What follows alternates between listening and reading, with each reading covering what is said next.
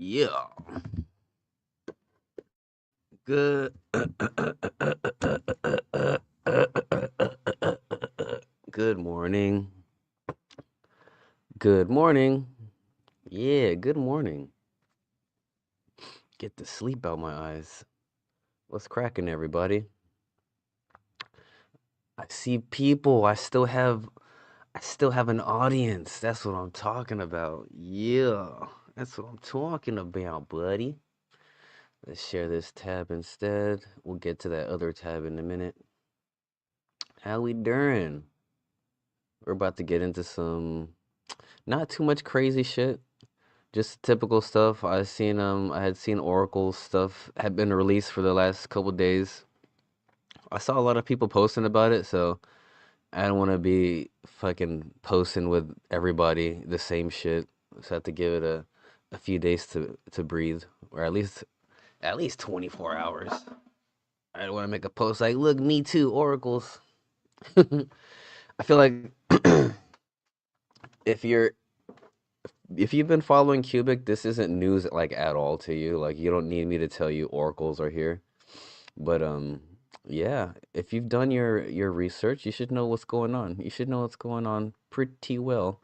I mean, oracles have always existed. You can always use things like Chainlink and other things, for fetching reliable data. But Cubic is has now made native oracles for their chain. So this removes a big secure attack vector, bottleneck. It just makes things a lot more secure and faster as far as fetching reliable data for on-chain smart contracts. So let's check out their original post, and then just for funsies, I put in a quick whatchamacallit, question into Grok, my favorite chatbot,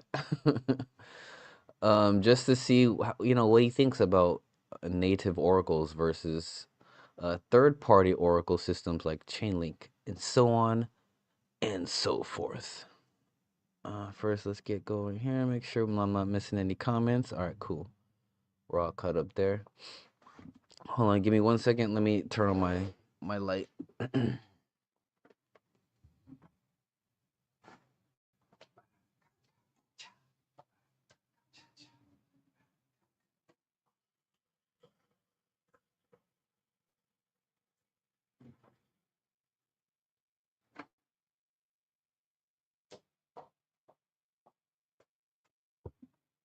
All right,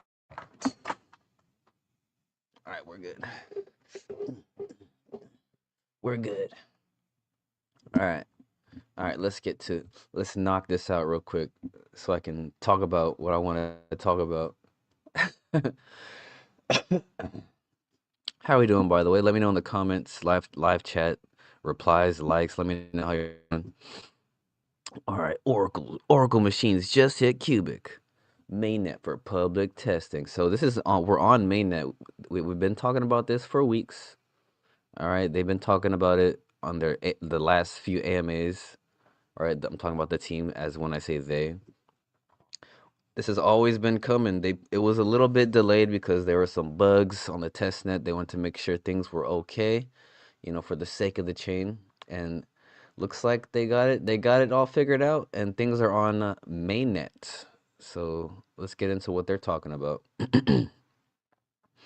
Uh, all right, what's actually going live? Mock Oracle developer testing, Price Oracle for major trading pairs, Price Oracle for Qubic USDT, full user request flows. So this is mainly if you're a builder, this is a bigger deal for builders than it is for users of the chain, because no matter what, as like just users, you're just gonna be using dApps and pressing buttons and number go up and number go down, things like that. But for developers and I guess validators, this is more of a big, much more of a big deal.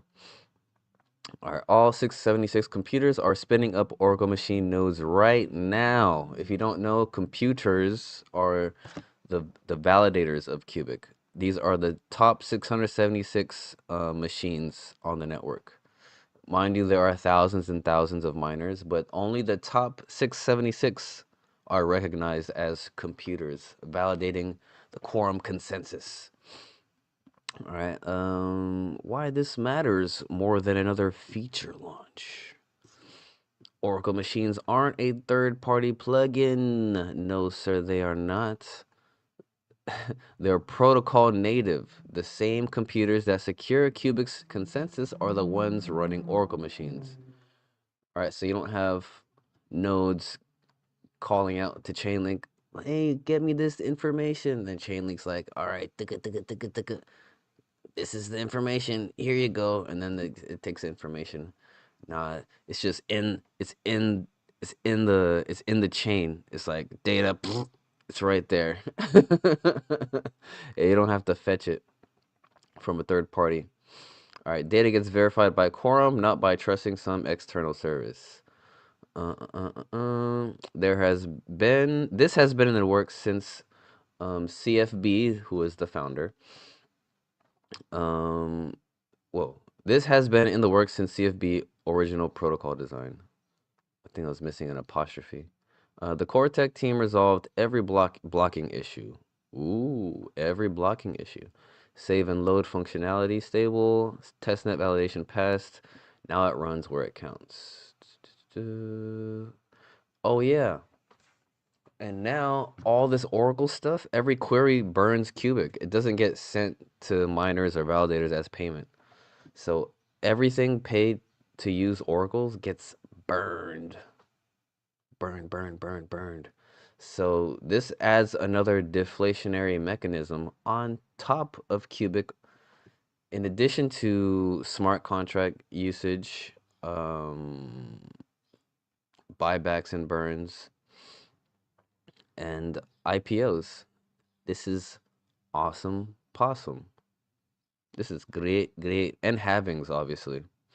So, yeah, just another addition to burns. So Cubic Smart Contracts just went from blind to fully aware of the outside world. This is also great for the fact that there is a native art AGI being built on top of the chain. So I'm not sure exactly how that spells technically for Agarth, but I have a feeling that's a good thing. Having sensors that could reach the outside world for reliable data. I feel like one good smart contract, and I feel like now you can literally build a smart contract. Please, someone take this idea. If you can write a smart contract that's just like actually a brain, hey, call me crazy. What if you can write a smart contract that just executes itself based on what's happening in the real world? What if you can do if this then what if AGI comes from a smart contract? Oh, all right. I'm just thinking out loud. Community members can participate in this testing phase. Do do do do do do do do. So yeah, let's get into um what Grok so I asked Grok. We all know what's good about having an Oracle. You know, you get reliable data, da da da. I mean, we have Chainlink for that. I mean, so why not just use Chainlink? So I asked Grok, you know, what is the benefit? So I'll have you privy to this prompt. Is it sharing? Yeah, we're here. Oh, I see 16 of you in here. Say what's up in the live chat. If you're on X, say what it do. Click the YouTube live chat link if you dare. I can probably see your messages quicker. And please like this stream. Share it out if you can. Get more people on this. All right. So what is the benefit of having Oracle machines built into Consensus rather than as a third-party service like Chainlink? All right. According to Grok, my favorite hallucinating LLM, Grok be goofy, but if you're discerning, you can sift out the goofiness. All right.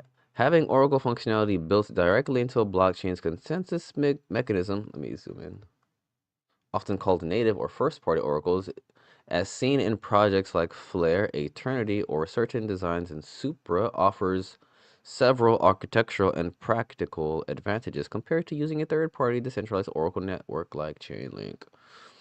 All right, some benefits: lower costs, obviously.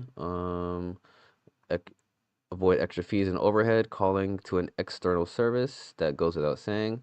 All right, tighter security, integration, and stronger crypto economic guarantees. When oracles are part of the core consensus protocol, the same validators, stakers that secure the chain also secure the oracle data. This often leads to much higher economic security, far larger than the percentage of total stake at risk for misbehavior. Oh, compared to Chainlink's model, where Oracle security relies on a separate staking pool that is typically a small fraction of value secured.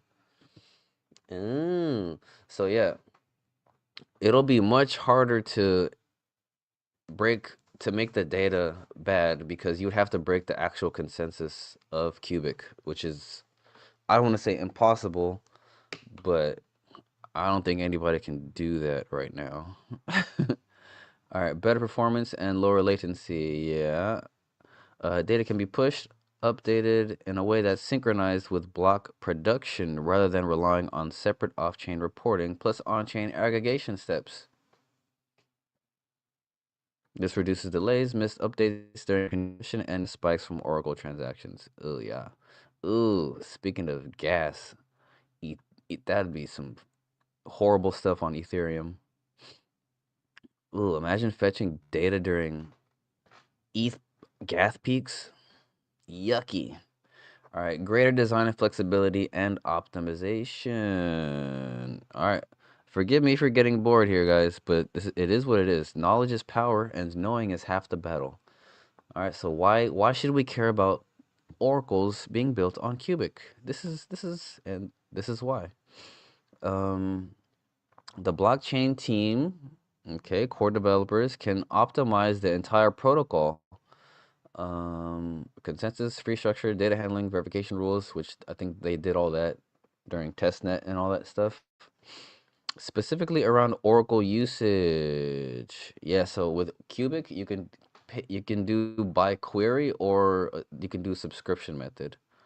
All right, so third-party oracles like Chainlink are constrained by the host's rules, block times, gas limits, execution model. Ooh, which can force compromises. Native designs can minimize on-chain computation, use specialized verification, or handle high-throughput data more efficiently. Reduce trust assumptions and fewer intermediaries. Eliminate the middleman layer entirely.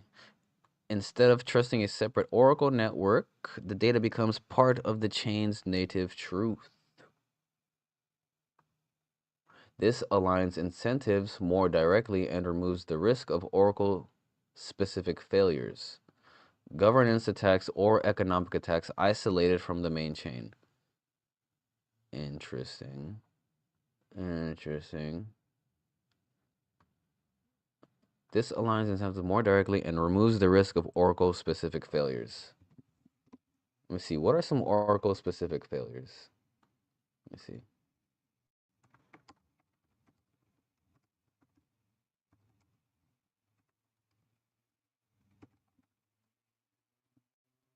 Mm,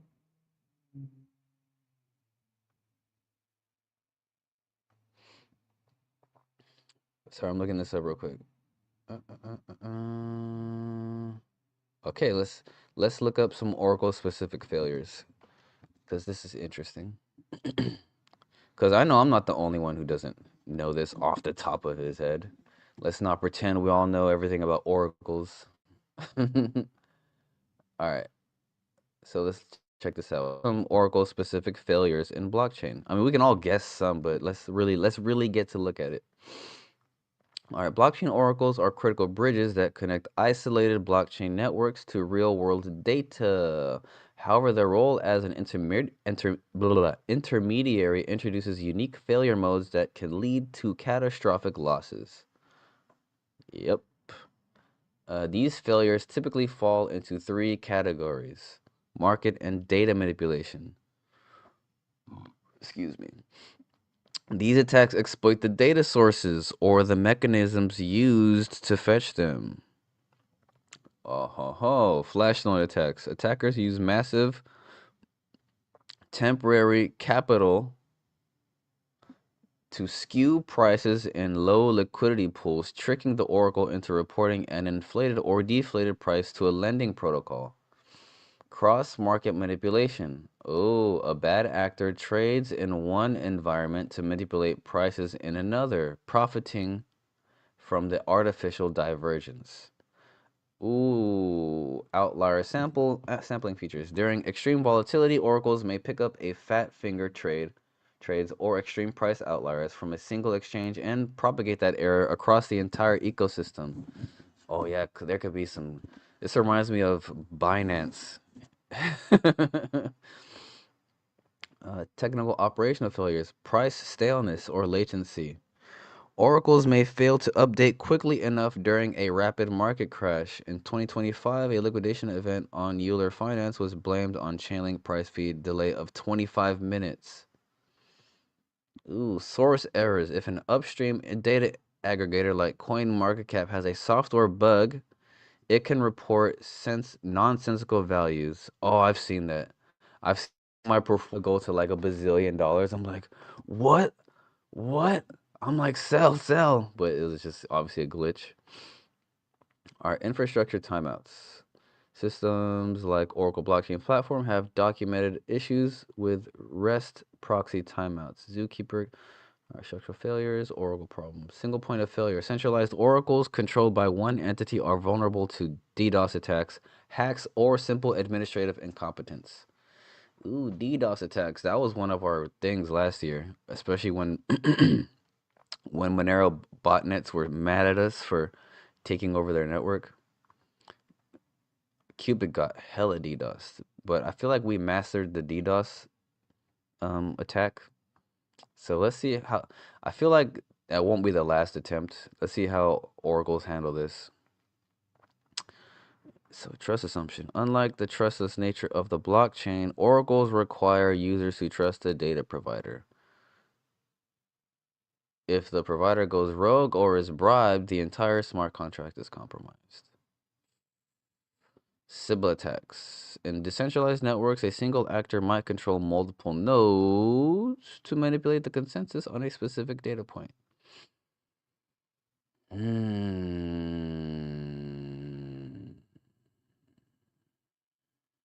Yeah, yeah. So that's interesting. So you're not going to be able to do that with Qubic because you would have to manipulate you would have to manipulate all the data on the internet to trick the Qubic network because each computer will get its information from a bunch of different places, and I'm pretty sure it takes the most accurate data and uses that as it That's what I'm that's what I'm taking from it. So that's interesting. So yeah, each computer, uh, it aggregates all the data on each computer, and that's all. Okay, we agree on the same tick pick. Oh, so for the data to be wrong on the cubic network, it would just have to be just wrong in general. That's interesting. Man, I can't even begin how to design that on a developer from a developer standpoint. Like how does that even work? This is just me shooting the shit. I'm not some super techie guy. We're figuring this out together, guys. All right, simpler developer experience and composability. Developers don't need to integrate external contracts, manage Oracle jobs or requests, or handle multiple dependencies. Yes, like I said earlier, this is a big deal for more of a big deal for developers than it is for us users, because we just press buttons and do things on the network.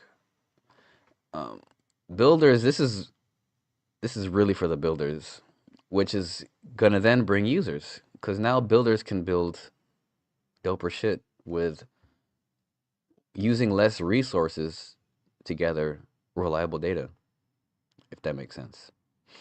Mm, so data feeds can feel like native chain primitives, similar to how randomness or timestamps work, which reduces integration bugs, audit surface area, and fragmentation. Ooh la la. All right, let's highlight this part. Data feeds can feel like native chain primitives, similar to how randomness or timestamps work, which reduces integration bugs, audit surface area, and fragmentation. Nice. That said, native oracles aren't always superior in every dimension. Ooh, what we talking about? What we talking about? So Chainlink, for example, and similar third-party networks offer multi-chain portability. True. One Oracle network works across dozens of blockchains without each chain needing its own built-in solution. Okay, yeah. Interoperability is a must. Chainlink has massive adoption, battle-tested infrastructure, a huge variety of data feeds, and extensive customization options. Yeah, they got skin in the game, not gonna lie. Chainlink is the shit. Until I understood what Chainlink was, I was like, what the hell is Chainlink? What a weird name for I was like Chainlink. And then once I understood what it was, I was like, oh shit. That's why you should really understand some of the bigger stuff that you always see. You'd be like, oh wait, yeah, that does they are important. All right, building high quality native oracles requires the chain to attract reliable data providers and get the incentive design right. But that's something hard not every chain succeeds at. So Qubic is already doing something difficult that not a lot of people do well. But they're really good at doing the hard stuff. Pause. In short, native consensus integrated oracles trade off some generality and ecosystem breadth for deeper security alignment, dramatically lower cost, better performance, and a more trustless feel, which is why some applications, specific or high stakes chains, DeFi focused L1s, data heavy chains, choose to build them in rather than rely on external providers. Ooh, I think this is the kicker here. In short, native consensus integrated oracles, i.e., the Qubic native oracles, trade off some generality and ecosystem breadth. So it trades off a little bit of ease, interoperability and things like that.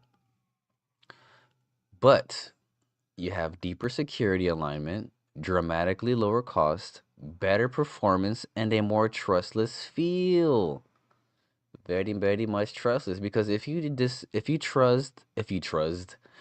trust the decentralized nature of Qubic, I mean, you gotta trust the oracles. Once you trust the consensus, I mean, or that's pretty crazy how, yeah, now the data fetching security or the oracle, the reliability of the oracle data is is linked in with the reliability of the actual chain itself. So if you trust the cubic chain, I mean, all the data coming through it is is right there with it. You gotta trust all the data now too. Ooh, I see a few more people trickling in. Let me know you're alive, man. Say what's up in the say what's up in the live chat. What else were we talking about today? Oh, Dogecoin mining. So Dogecoin mining is coming up. That's exciting. I think they're gonna start. Uh,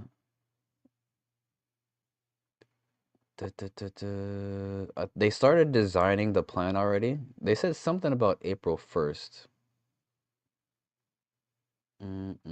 Where was it? Where was it at? One second. Doge.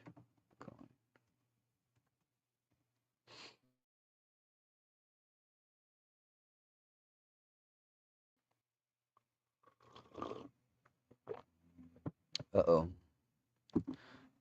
I hope I'm not about to disconnect.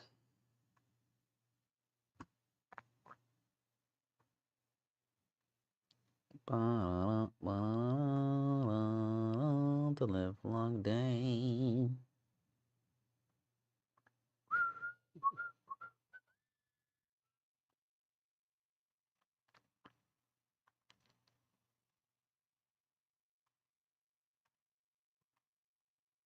Uh,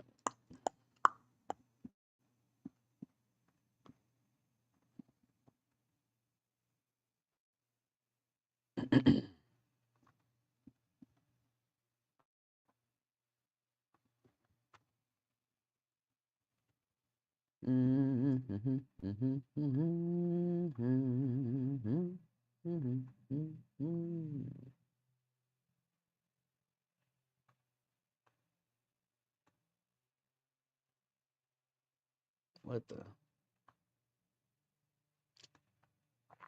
Just a second. Let's see.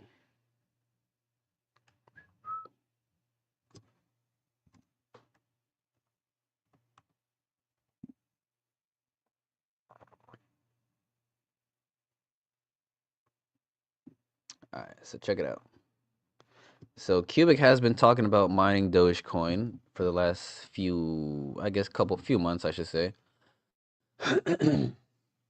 Back, I think about a month ago, during an AMA, they talked about how around midsummer will be full-fledged, full-on Dogecoin mining. But now it looks like there's something planned up as early as the 1st of April, which is a weird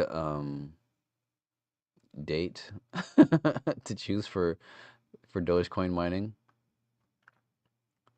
because what's it called? It's April Fools.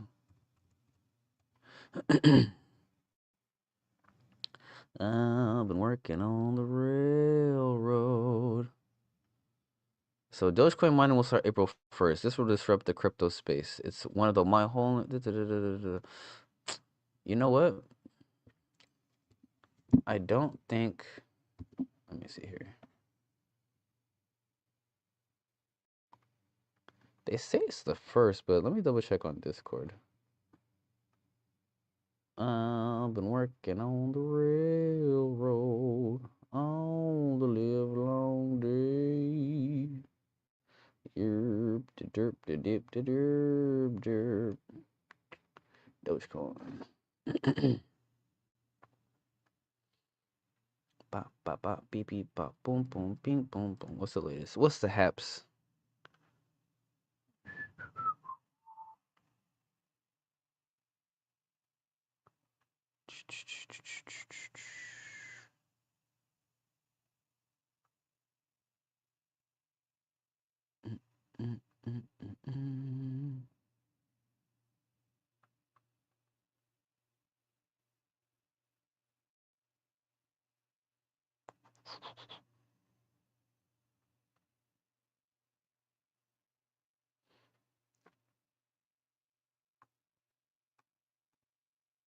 Uh-huh. Found it. Thanks for bearing with me. If you're still listening. All right, Dogecoin project update. The design phase has been completed. Okay, cool. Yeah, I think they're going a lot faster than I thought, or than they previously stated. The current project plan is finalized and available. Two work streams are running in parallel: technical implementation and coordination with computers, business planning, pending a finalized community proposal. Target date for mainnet launch is April 1st, 2026.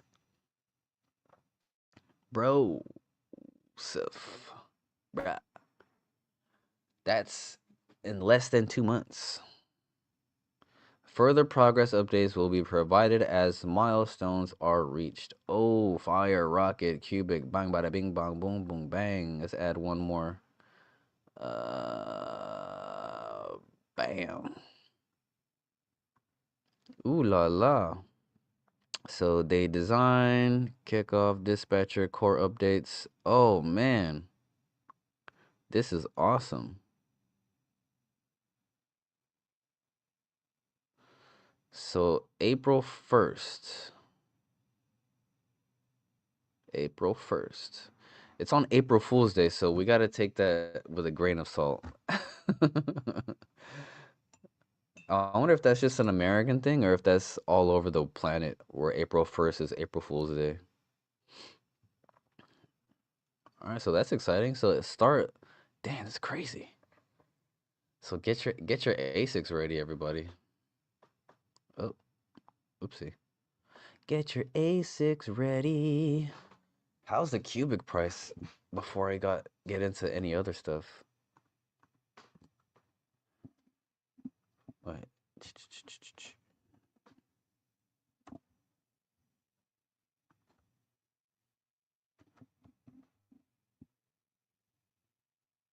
Qubic. Oh, we're at number 303? What the? That's crazy.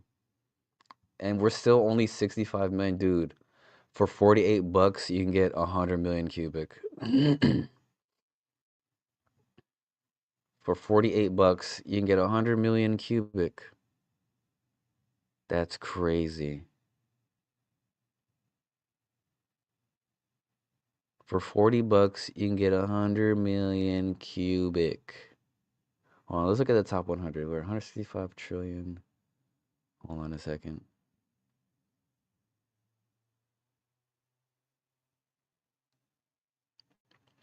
Dude, look at Shiba Inu, right? Look at Shiba Inu. This thing has a supply of 589 trillion tokens.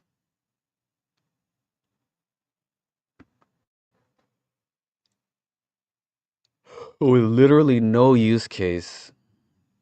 It came out on Ethereum. It's on Base, BNB, blah, blah, blah. Oh my God, Shiba Inu. What does the website even look like nowadays? The website doesn't even load. Fuck off. Dude, this makes no sense. It's on Binance, of course, highest volume. Dude, this is the most foulest. Dude, mark my words, Shiba, maybe even Doge. These coins, Pepe, Binance, this is the most. This is not. This is weird stuff. I think this is not legal things are happening with Shiba Inu. Look at how many $1 billion. Dude, $1 billion, over $1 billion a week in volume.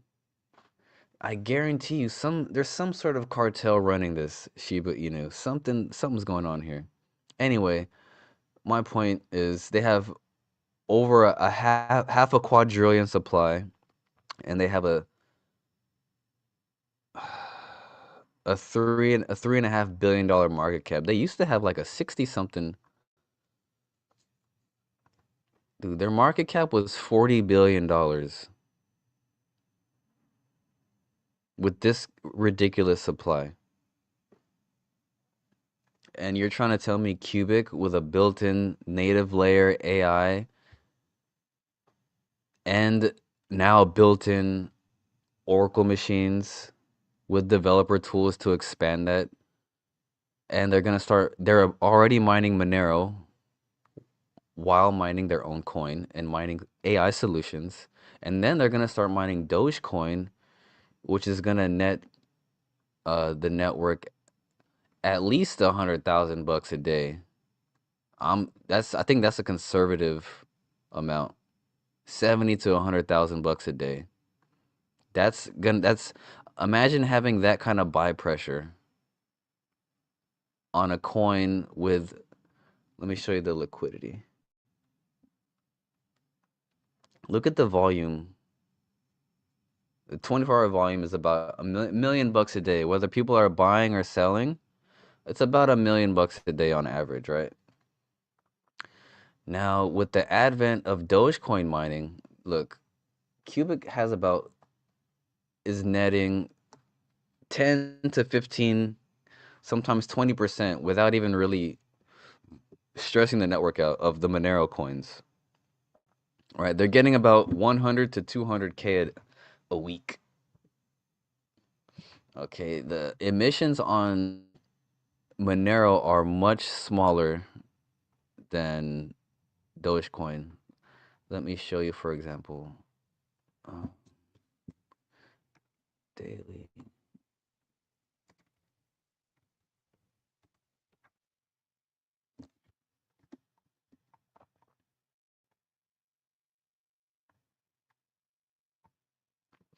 Do, do, do, do, do, do. So 720 blocks per day on Monero. So every 2 minutes. So 432 Monero. So how much is 432 Monero? So Monero. Do, do, do, do, do, do, do. Just at current prices. So 142 Monero or 432. So the emissions on Monero is roughly $141,000 per day. All right.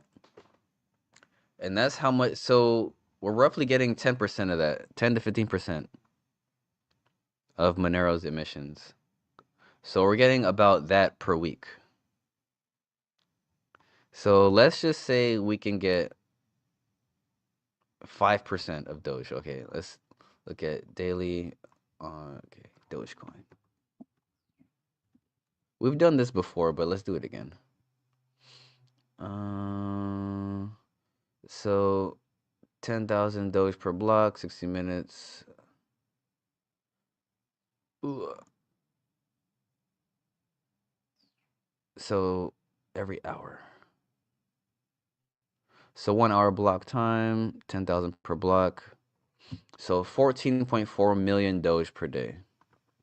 Let's look at the price of Doge today. Let's see, 14.4 million. Ooh, it's taking a nice little dip. So where are we at?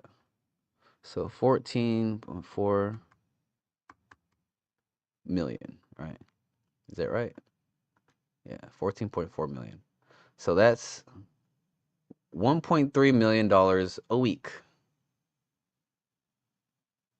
No, that's $1.3 million a day. Ooh, that's per day, per day, per day, per day, per day. Ooh wee. Ooh wee. So let's do quick maths. So 10% of that obviously is 132. Uh, so let's do uh, uh, uh, times. So doing a conservative 5%, that's $65,000 per day, which is a lot more than what we were getting with Monero. So times seven, that's about a half a million a week. And that's being conservative. Like if somehow the computers pull together with CFB and they're like, hey, let's really crank it out. If they're getting 10, 20% like they did it with Monero at some point, with selfish mining and orphaning blocks, not only will this be bullish for like buy pressure on the actual coin, but the heads it will turn in the industry is just would be nuts. Like once we get a couple miners saying, "Hey, mining through Qubic's actually pretty cool," because they did that with Monero and it worked just fine, and they're still collecting plenty of coins. So conservatively, if Qubic even gets 5% of Dogecoin emissions per day, you're looking at about 65 to 70,000 bucks per day, depending on the price of Dogecoin at the time. So yeah, there's that to look forward to, and that's just coming up in just a couple months. That's just coming up in a couple months. AI crypto space, what's up, my guy? Good to see you. We're just catching the tail end of the meat and potatoes. We're just talking some bullish Dogecoin mining numbers, my guy. Hi, hi. Hi, hi, hi, hi. Now let's get into congrats on dude, I've been following CoffeeZilla for a minute, at least 5 years. Dude, this guy has been on top of scammers for the last God knows how long. This guy he got me deeper into crypto, kind of learning how all this stuff works, how people get scammed and all that. This is many moons ago when the bear market was falling, or when the 2021 crash happened. I was like, yo, what is happening? All my money's gone. Oh, let's check out what he's talking about here before. For penalties to punish it. I'll fight to put human trafficking monsters behind bars.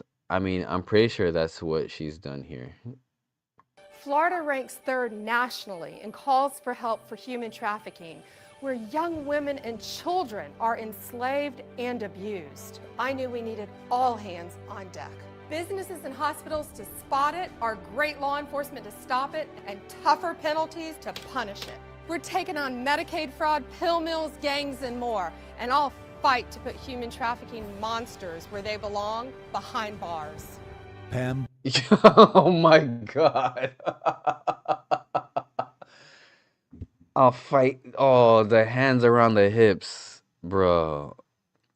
If you missed last night's live stream, you gotta know. If you unless you've been living under a rock, dude, the fall from what her phony dude. I gotta watch this fake aggression towards human traffickers. Look at this act right here. Women and children are enslaved and abused. I knew we needed all hands on deck.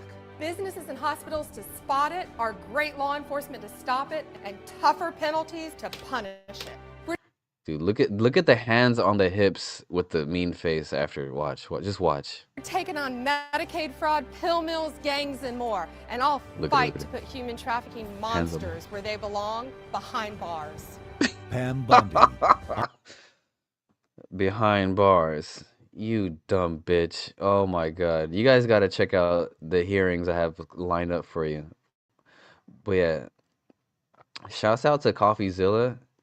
He did the craziest. He has like a whole series about SafeMoon and their bajillion-dollar fraud on idiots. Even I as a what's it called?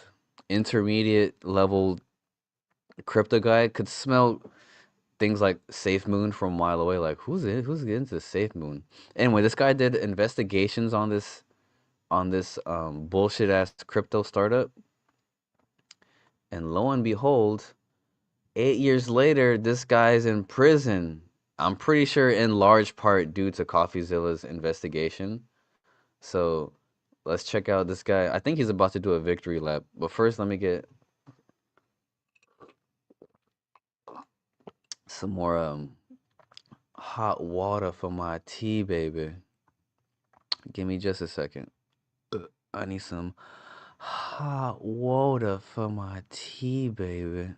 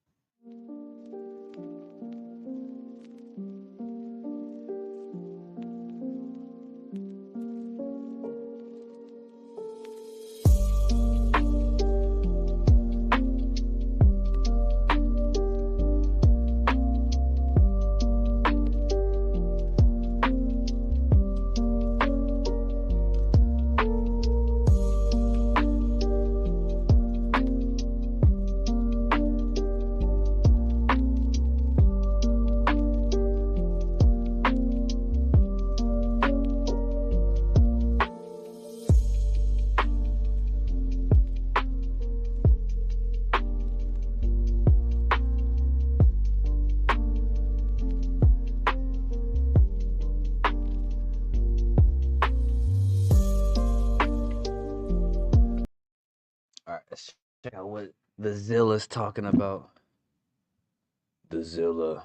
Gathered you all here today to listen to the sentencing of John Caroni, who is the big cheese at SafeMoon, a crypto project that promised to get people to the moon safely. Spoiler, most of them lost their money, and John Caroni bought expensive houses and cars. We reported on it 4 years ago, did a big investigation 3 years ago. The government brought a case, and after all this time, a conviction has finally happened, and sentencing happened this morning. Mr. Caroni, I now sentence you to 100 months. John Caroni got 100 months, which is a little over 8 years, and eventually he'll do 2 years of supervised release. I think this is fair. 8 years is a very long time, and I think it's important to highlight when scammers ultimately get sentenced and brought to justice, because especially in this time where it feels like crime is legal for everything, we have to be reminded that crime is legal if you know the right guys. Otherwise, they may actually get you, and I have to send that message to all the people who think, oh, I can get away with it. It's the crime is legal era. CoffeeZilla said so. Well, hold on there. Hold on, Skippy. For some people, it's not. If you don't have the right connections, if you don't have the right, hookups, CZ. actually, you still might get caught. And I think that's an important message to send. I also think it's important to close the book on this chapter. I mean, literally, I have been covering this for over 4 years. And finally, things are starting to move. We know, of course, that the other executives in this case. You know what else he covered for 4 years? USDT. And a whole bunch of other crypto stuff. It's perfect timing. The chips, it's the timing is here, man. It's brace yourself. It's the CoffeeZilla Black Swan signal. It's 4 years in the make. The first domino finally fell. Dude, how did it take 4 years for a SafeMoon conviction? It should have been that day. Thomas Smith, he pled guilty. We know that Kyle Nagy, he fled to Russia. We also just saw an important update in the class action lawsuit. Defendant Jake Paul and defendant Daniel Keem both reached a settlement with the class action, with Jake Paul settling for $200,000 in cash and Daniel Keem settling for $90,000 in cash. And I also want to mention the government is seizing Caroni's assets as part of all of this in order to get some of it back to the victim. So it's a good ending to a very sordid story. Thanks for watching, and if you want to support more investigative journalism like this, consider supporting us on Patreon. I don't talk about it a lot, but that's the main way we fund this channel. Hallelujah. Yeah, this guy also, I recommend you guys watch CoffeeZilla. I've reviewed this video on the live stream before. You guys should watch this. CoffeeZilla.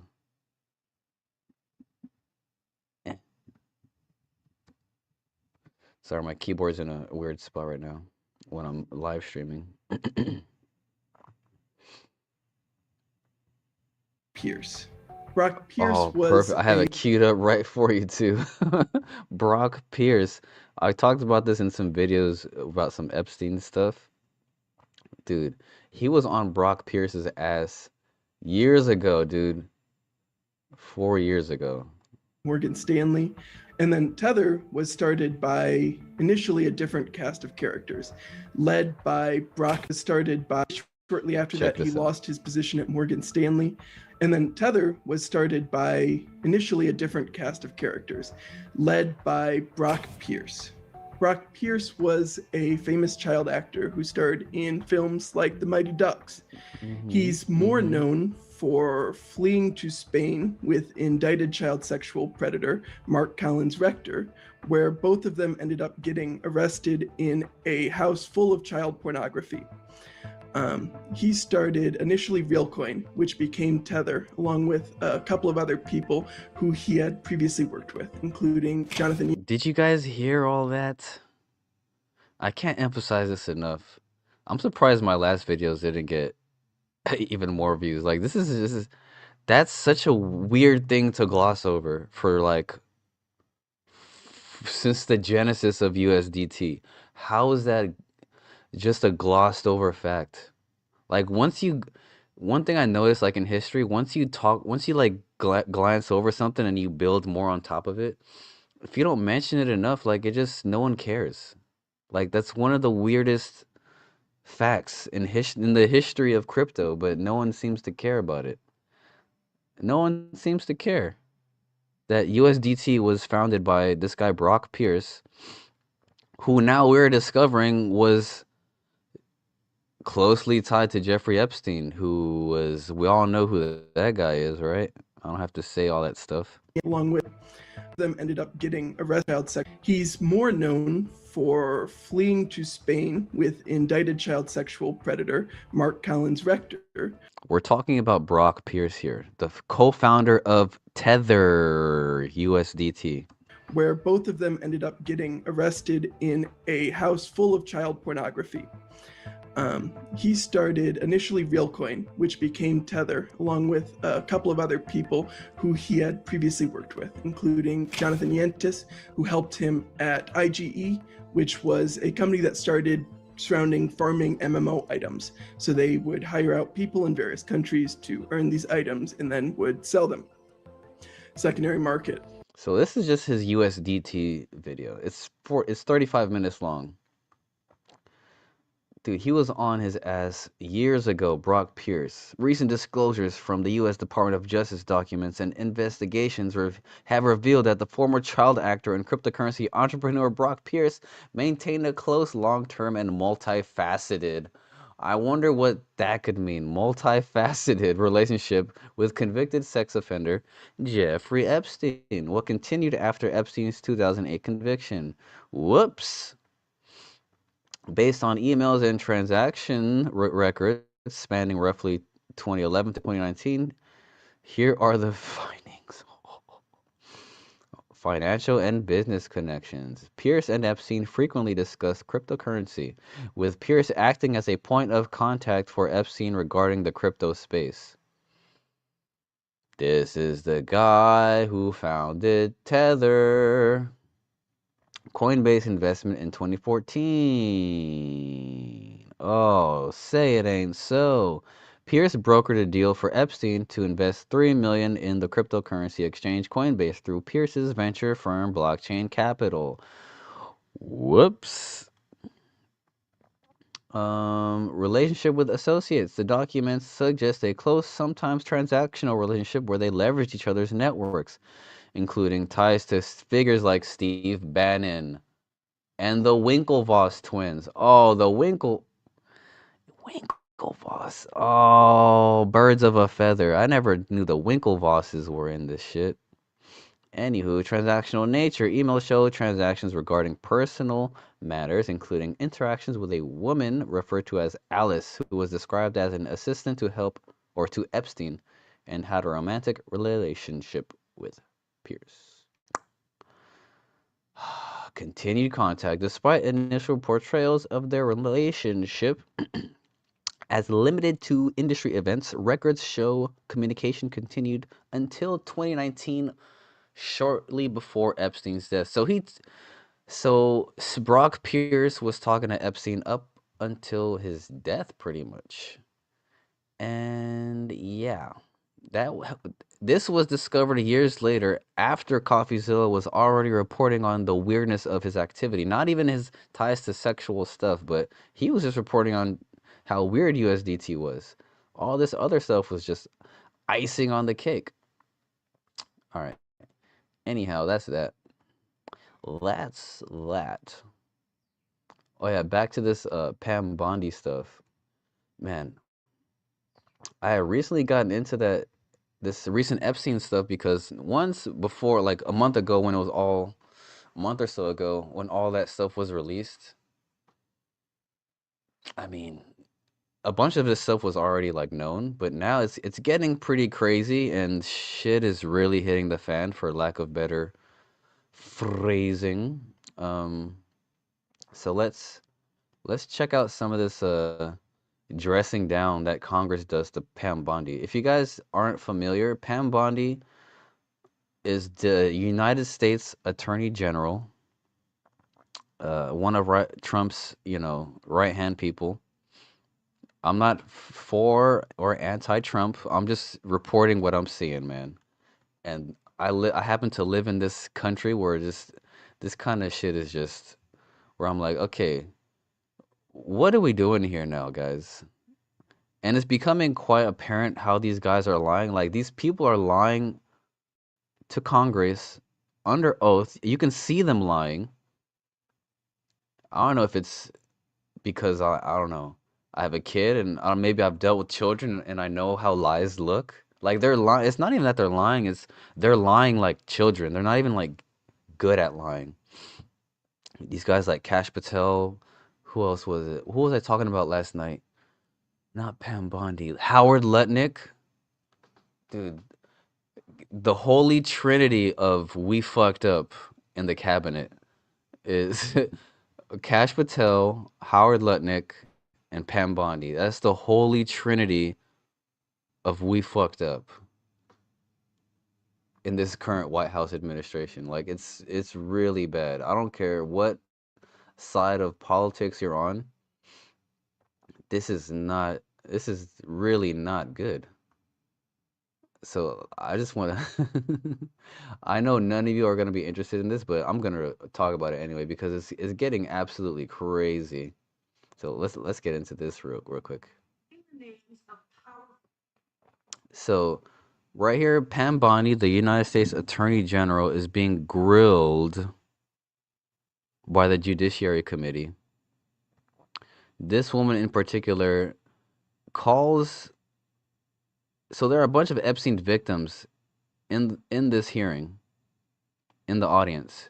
She calls for them to stand and asks Pam Bondi if she's willing to apologize for, take accountability for her Department of Justice for pretty much fucking up, right? This is going to be a little long-winded and kind of emotionally charged, but just take a look at this and look at how shitty Pam Bondi is. Just her behavior should be up for display for the entire world to see how shameful she is.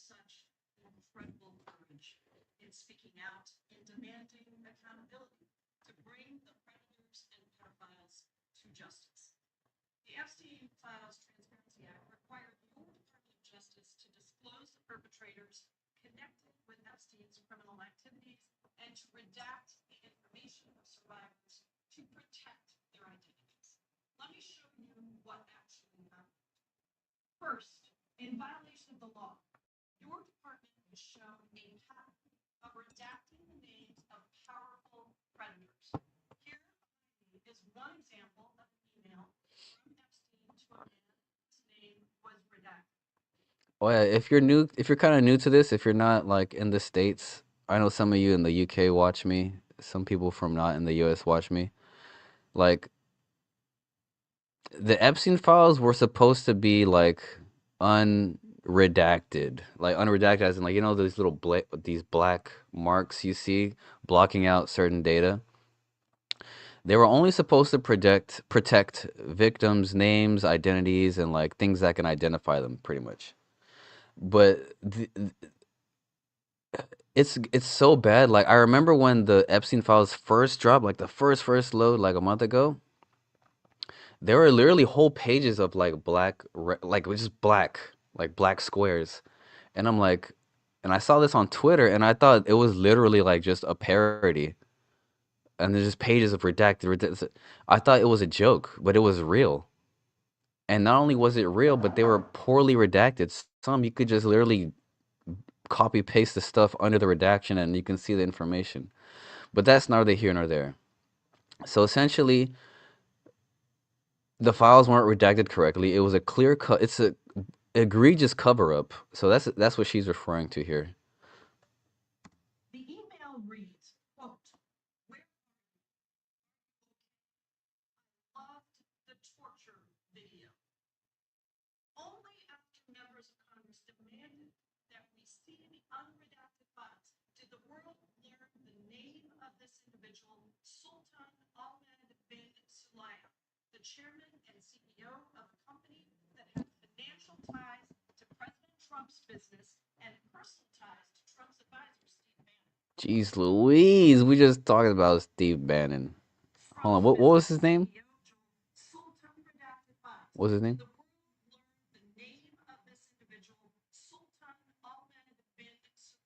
Sultan Ahmed bin Sulayem. Wait, I'm gonna look that up.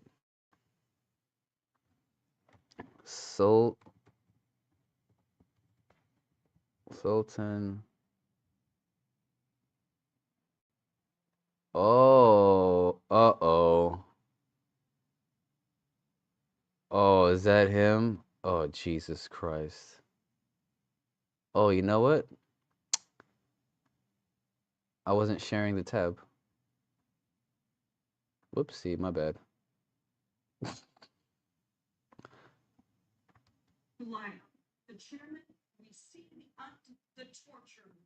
So let me start this over again.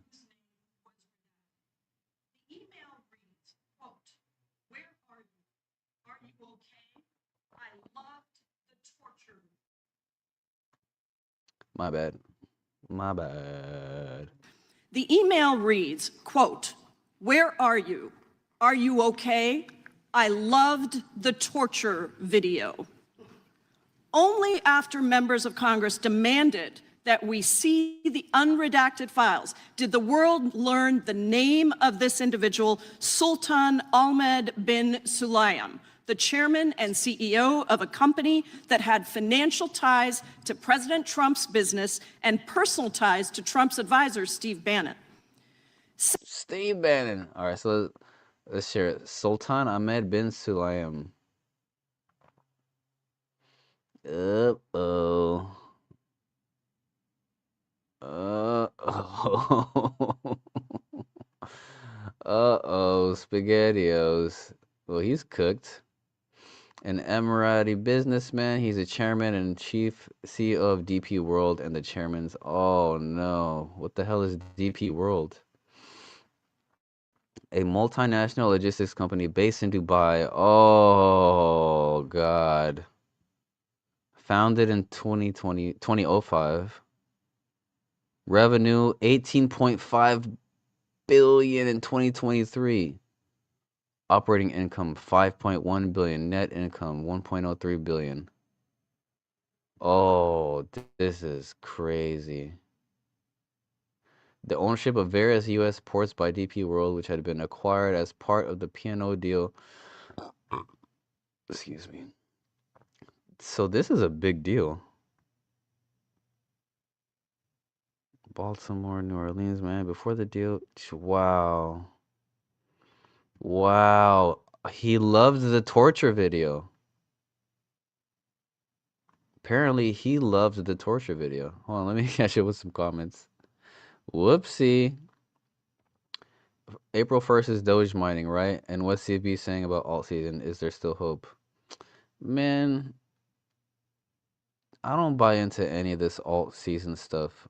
I'm just patiently waiting and holding. I'm watching development, and I'm not reading into stuff like that.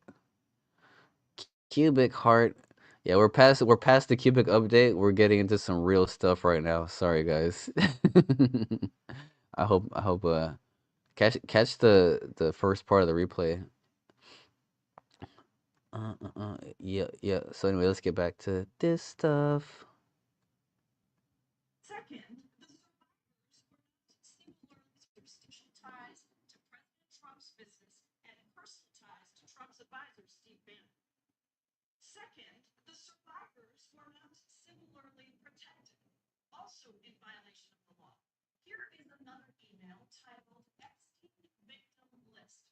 We have blurred the names of the survivors for their protection, but your Department of Justice initially released this list of 32 survivors' names with only one name redacted, along with numerous files that disclose not only the names, the emails, and the addresses of survivors, but also new photographs and even the identities of Jane Does who had been protected for decades until your department released their names.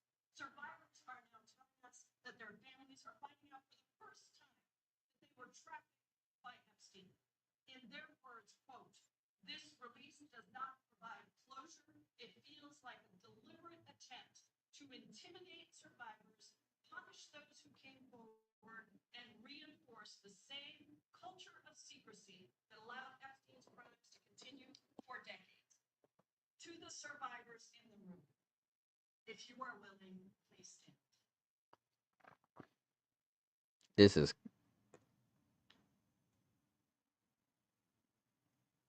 I did it again.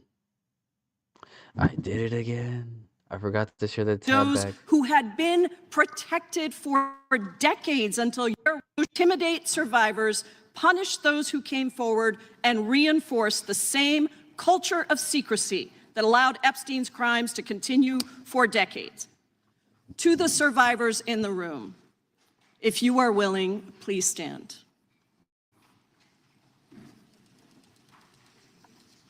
And if you are willing, please raise your hands if you have still not been able to meet with this Department of Justice.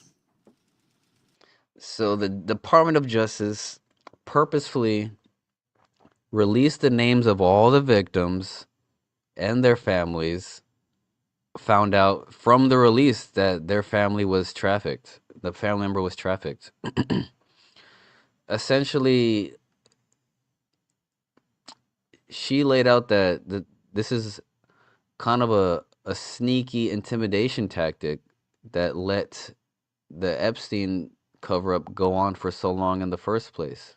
Like, it's such an egregious ignoring of the law that they put the victims in danger and they're protecting the criminals. And now look, Pam Bondi has her back to all the victims. You see these photographers taking pictures of the victims raising their hand, and she doesn't have the decency to look back and apologize to them. Please know for the record that every single survivor has raised their hand. Attorney General Bondi, you apologized to the survivors in your opening statement for what they went through at the hands of Jeffrey Epstein.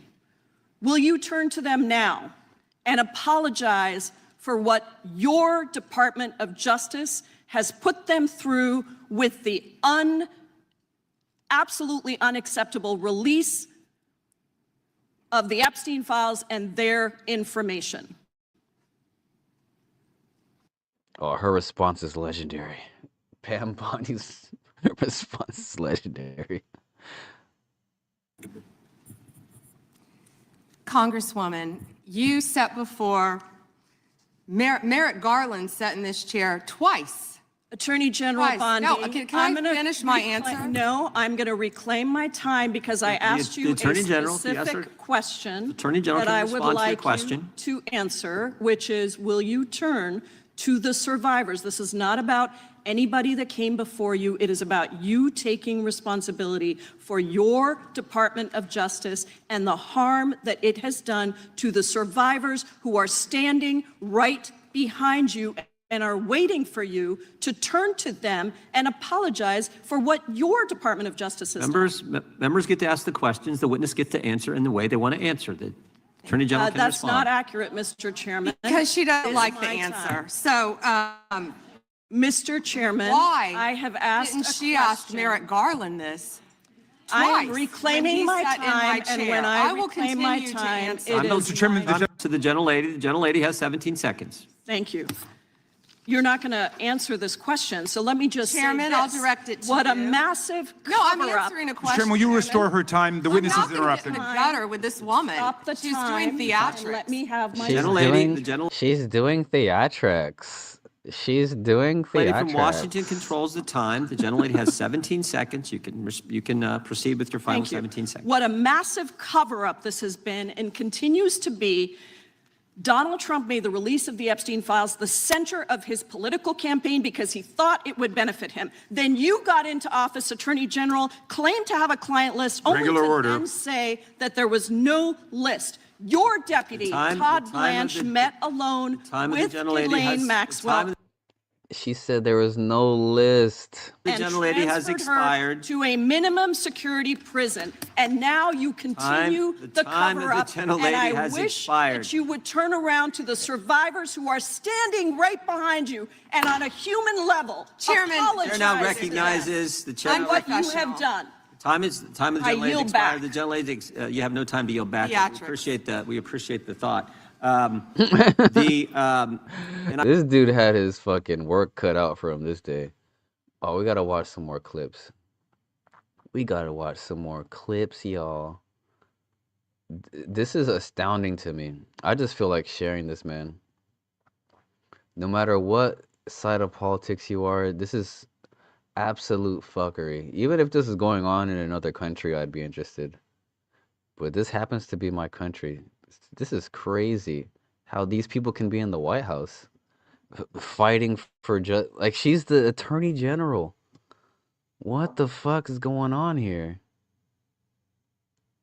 Okay, let's go with this guy. I like this guy because he hella buttered her up. Let's see.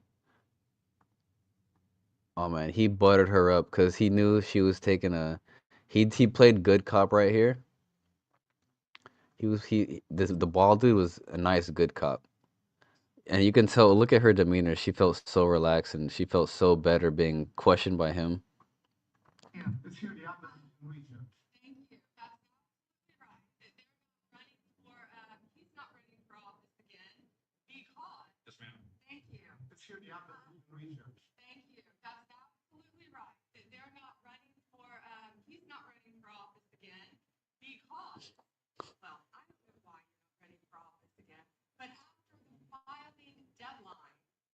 She's so smug for being a.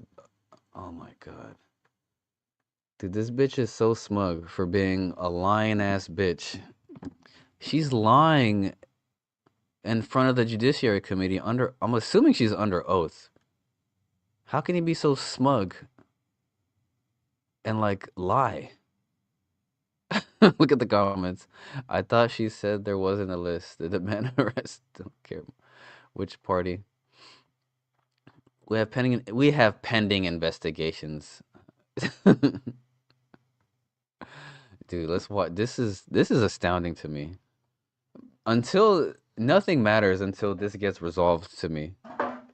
No crypto prices, nothing matters because who cares about anything if this gets swept under the rug?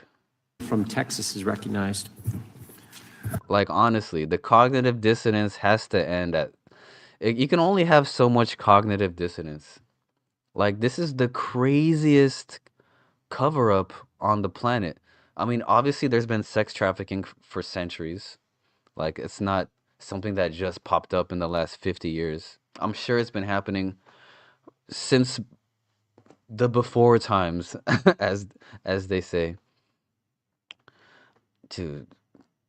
But for you to deny so much stuff, it's like you ever watch I don't know, like First 48 or like some sort of crime show where like the guy did it, the evidence is there, but then you're watching the interrogation and the detectives know what they know, they have the evidence. They're just asking questions to see the pathology of the suspect, and then they kind of lay it out. Okay, we know you did it. Here's this.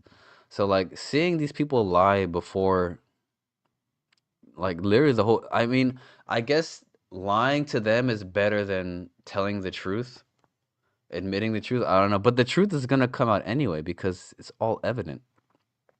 Unless they know they've destroyed all the physical evidence, but I doubt they have. The truth, someone's gonna snitch. This, if you did wrong, it's gonna come. It's gonna come out, especially at level. Whether it's today, next week, or 2 years from now, the truth will come out, and yeah, delayed gratification for us. I thank the chairman. Maybe maybe less repercussions for them. Who knows? But this is the game they're playing with the American people and the judicial system. May I have 20 seconds, please? Yes, ma'am. Thank you. Let's hear the opposition research. Thank you. That's absolutely right, that they're not running for, he's not running for office again because, well, I don't know why you're not running for office again, but after the filing deadline. That was such a dumb bitch move. I know you're not running for office. I know why. Well, I don't know why. Oh, well, it's because. Running for, he's not. Research. Thank you. That's absolutely right, that they're not running for, he's not running for office again because, well, I don't know why you're not running for office again, but after the filing deadline, you publicly announced you would not run when your chief of staff, Patty Garcia, announced and took your seat. That's a state matter. That isn't a federal matter. You should investigate crimes. You should investigate belongs to the gentleman violations from of the law. Texas. The time belongs to the gentleman from Texas. And a little flexibility on the time. I appreciate the chairman. Madam Attorney General. I like this guy. This guy's straight. He's a straight shooter. He buttered her up. Watch how he let her guard down so nicely. She felt like a little girl. Watch. Oh, man. Am I correct that under your leadership, the Department of Justice has prosecuted cases of non-citizen voting? So it's false, as some of my Democratic colleagues have claimed, that it doesn't happen. Yes. I ask that today because we're voting on the Save America Act today to enact common sense policies to ensure only American citizens vote in American elections and enact federal voter ID laws. But it's true, for example, that in just this month, a federal grand jury in Newark indicted 2 men with illegally voting in federal election and making false statements. Mohammed Mazammel and Mohammed Shakil were non-citizens at the time they registered to vote. It happens regularly, and you're prosecuting those crimes, correct? Yes. But does that prosecution of those criminals overturn their previously cast votes? Ooh. That's all pending. But it does not overturn votes that they've cast, right? So passing the Save America Act would help deal with that problem. Yes, Congressman. Second question. As Attorney General, you're in charge of the Executive Office of Immigration Review, correct? Yes, Congressman. The Biden minority. That was I don't know, he went through it fast, but that was such a valid point. If these criminals are like convicted for like voter fraud, like you got to see how many times they voted, who they voted for, and that would be crazy legwork. Regime caused the immigration court case backlog to explode, correct? Explode. Does that sound about right that in September of 2020, 4 months before President Biden took office, there was a backlog of 1.5 million cases, but by the time President Biden left office, the backlog reached nearly 4.2 million cases? It sounds about right, but I don't have the exact numbers. It would be accurate to say that most individuals who file for asylum have a meritless or fraudulent claim? Most. I don't have the numbers. Oh, so does it sound correct that of the asylum cases adjudicated in FY 2023 under the Biden regime, that only 14% resulted in an asylum grant and only 12% in fiscal year 2024? Does that sound correct? It sounds correct. I'm sorry, I don't have the numbers. Could you get that information to us to Yes, verify that data? I'll get all that information to you. Under the Trump administration, immigration judges complete an average of 65,000 cases per month, the highest average completion rate in at least a decade. Does that sound correct? That sounds correct. That sounds correct. Ms. Bondi, how many new cases? He's leading her down. He's carving her down like a comfortable path right now because she was attacked for a while. He's letting her guard down. He's like, all right, so yeah, sir, yeah, mm-hmm. She feels like, all right, this guy's on my side. She's getting more comfortable with each yes. She doesn't have these weird, well, first of all type of answers. Under EOIR received in fiscal year 2025 have you all had, and of those, what percentage have been granted asylum? Do you know? I can try to get you those numbers. I thought I had those. That'd be great, because my question is whether President Trump's decision to pause asylum in the wake of the shooting of a National Guardsman by an Afghani here in Washington, D.C., in the nation's capital, helped to stop the backlog in your office. Does that sound correct? Yes, Congressman. My point being that the leadership of this administration is ending the backlog, reducing the backlog, making sure that we don't have fraudulent asylum claims clogging it, and keeping Americans safe. Is that correct? Yes, Congressman. So a couple other quick questions on another important topic that has been raised by colleagues on both sides of the aisle with respect to the Epstein. He's like, now that I'm done letting you let your guard down, I'm gonna ask you about this Epstein shit. Oh, I love this guy's jutsu. His let your guard down jutsu. This guy was a pimp back in the day. Epstein case. A few questions that has been. Listen to that. Yes, Congressman. So. Yes, Congressman. Now he knows he knows she's open for suggestion now. A couple other quick questions on another important topic that has been raised by colleagues on both sides of the aisle with respect to the Epstein case. A few questions. One, Jeffrey Epstein was charged in July 2019 for sex trafficking under the Trump administration in his first term. Is that correct? Yes, Congressman. And that Ghislaine Maxwell was charged in 2020 also under the Trump administration, correct? Yes, Congressman. So it is safe to say that the administration led on that issue and that there was silence in the previous administration. Is that correct? Yes, Congressman. Almost complete silence from everyone who's been trying to still talk about Epstein. They didn't say a word under the Biden administration. Nothing. And I want to make one other point and then another question, though, that is important. I want to make one observation, and that is that we've heard the information today, which is troubling, that Jane Doe's, that victims' information was made public and was unredacted in the files that were released on Friday.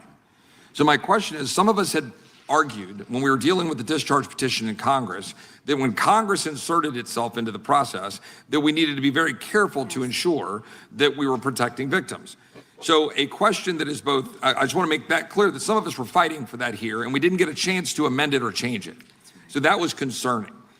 But a question a little more pointed, I have to say, is why, though, were the victims' names released that shouldn't have been? That there were names in the files, that these Jane Does, that their names shouldn't have been made public when there were some accusers whose names were redacted? That's question one. Mm-hmm. And question two was that Ghislaine Maxwell was put in jail for trafficking minors.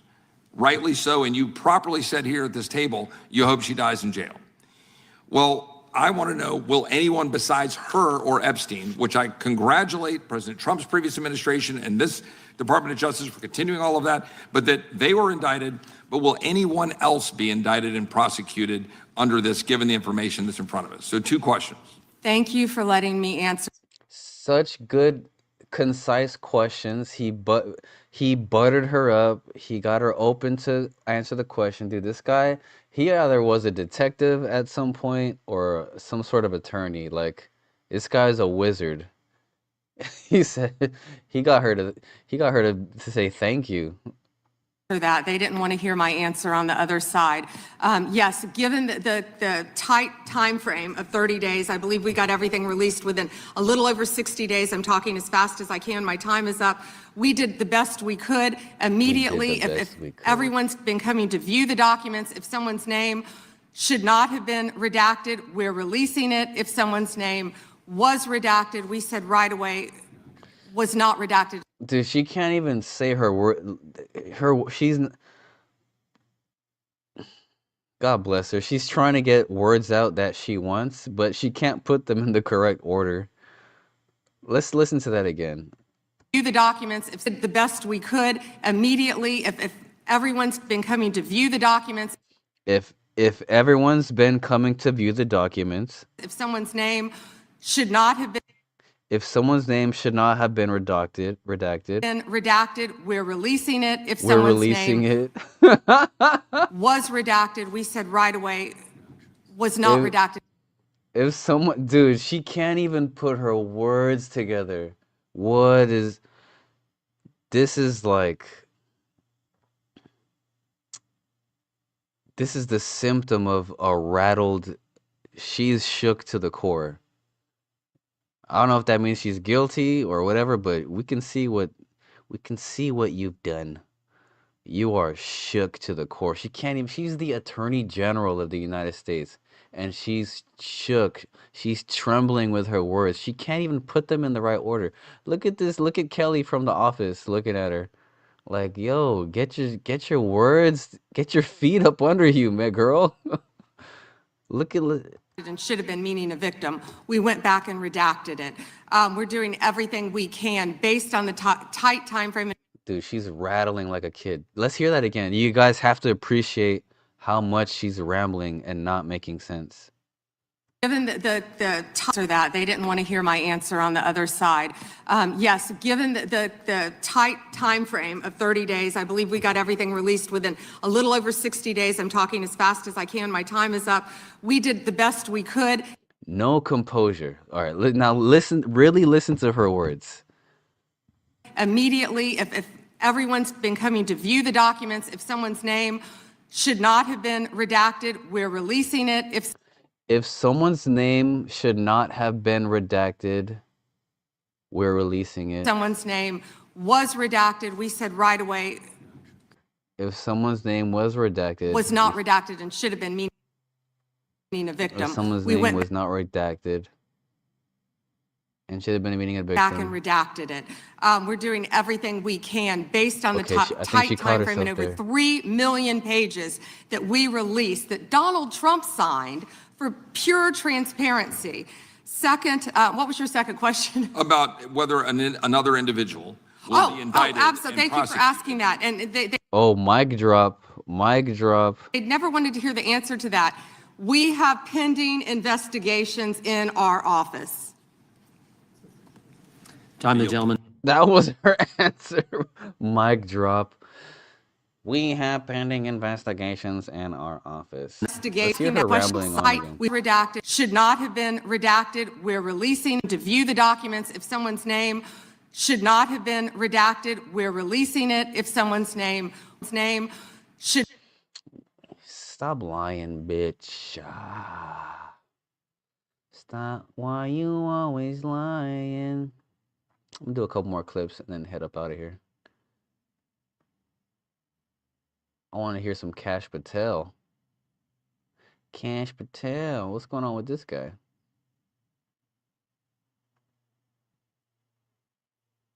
Should not have been.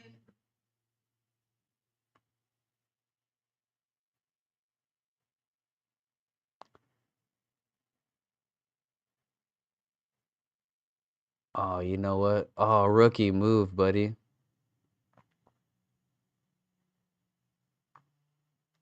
That's what I get for having too many tabs open. I had the wrong tab open the whole time. Ain't that a bitch?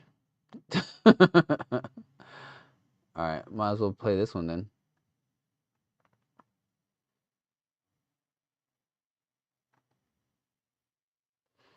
Ain't that a bitch?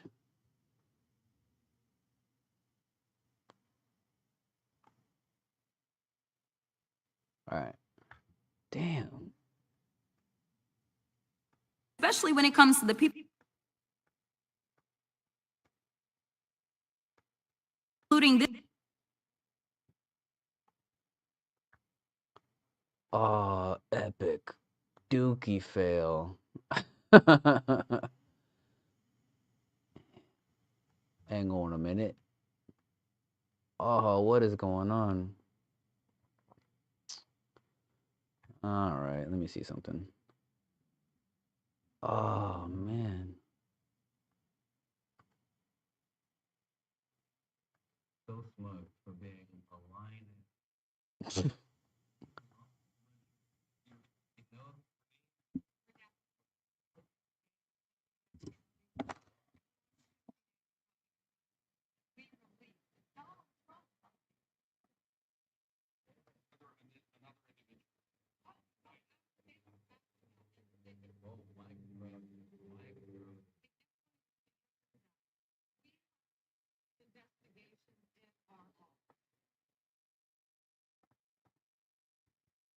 All right, never mind.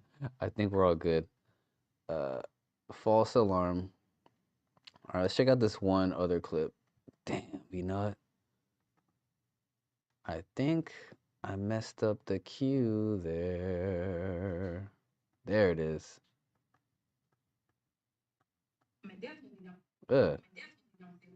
Jasmine.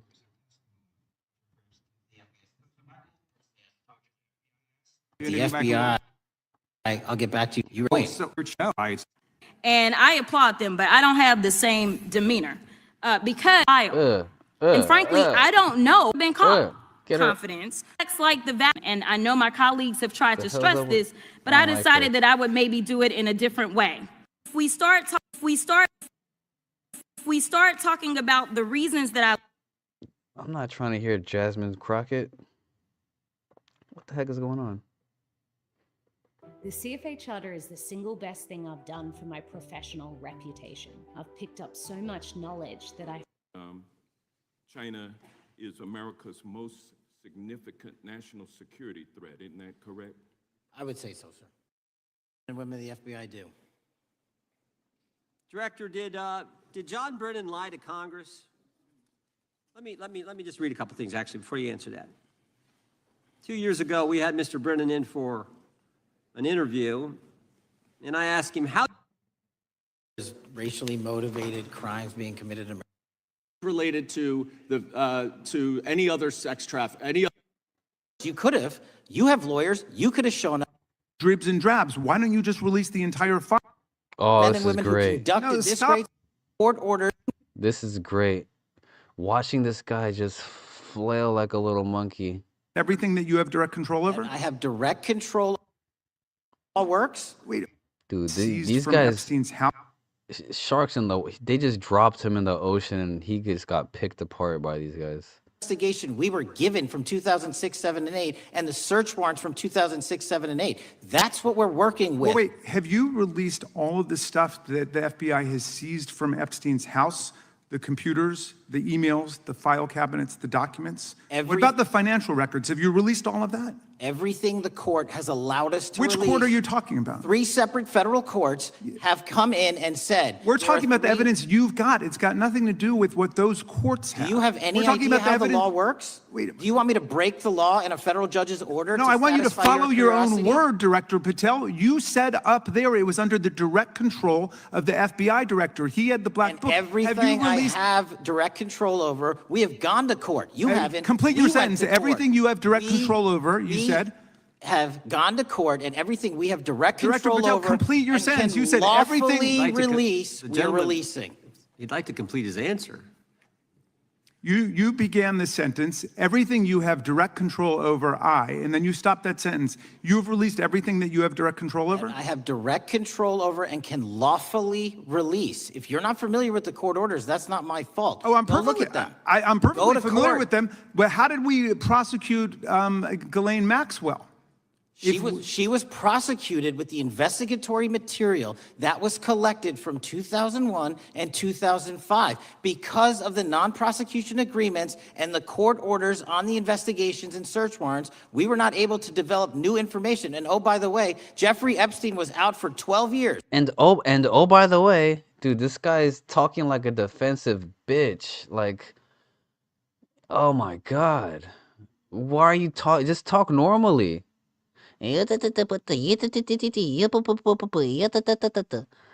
Just talk normally. At least if you're gonna lie, like, have some poise.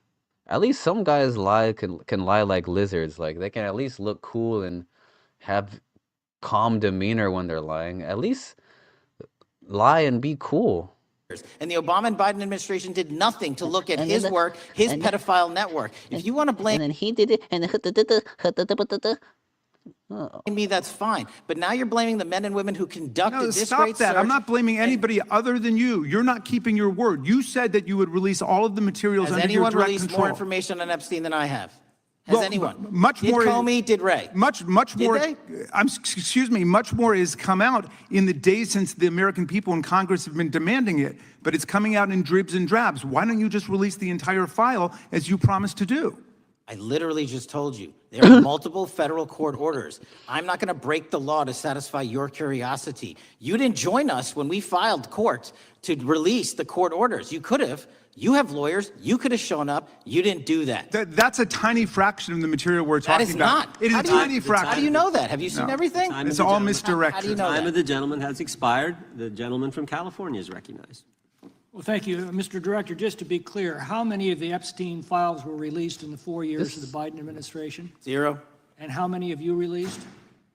I don't have the number, but it's got to be thousands of pages of stuff. I was going to ask you to begin whether Americans are safer today than they were 9 months ago, but you cited dramatic increases in criminal arrests since you've taken office, a dramatic decrease in crime that's resulted. Who would have thought that taking criminals off the streets would reduce the crime rate? But somehow we have stumbled upon that new truth. But it begs the question, what was the FBI doing during the 4 years of the Biden administration to see that dramatic an increase in work under your tenure? The simple answer is I'm letting good cops be cops. We're working with our state and local law enforcement. We're energizing our partnerships. We're bringing on more task force. Yeah, we're letting good cops be cops. Officers, when you have more cops in the streets, when you're using ground-based intelligence, when you're not weaponizing law enforcement and focusing on DC and focusing on the rest of America, this is what happens. It is not a significant mind shift in terms of how we maneuver the FBI. They've wanted to do this work since they signed up. We're just letting them. And we've seen many prominent Democrats oppose your efforts to restore law and order to the streets of our nation's capital. I mean, all of us here have seen a dramatic change for the better here in Washington, D.C. Why are so many Democrats attacking you for that? Sir, Democrats have been attacking me for a decade, as is the fake news media. They didn't like the fact that I exposed the Russiagate's host and the largest weaponization of the FBI, DOJ, and U.S. history. We proved it to be true with congressional oversight. I'm wed to that congressional oversight and will continue to do that work. Christopher Wray repeatedly warned this committee that the Biden open borders policy had produced a significant increase in terrorist million. Saying that there are gotaways is step one. Going and manhunting them is step two, and that's what we're committing our. Let's to skip go through forward. the documents at This least thing is 4 long. times, including once to flag any references to Mr. Trump and other prominent figures. Details of the review were based on accounts by 3 former FBI and Justice Department. Ooh.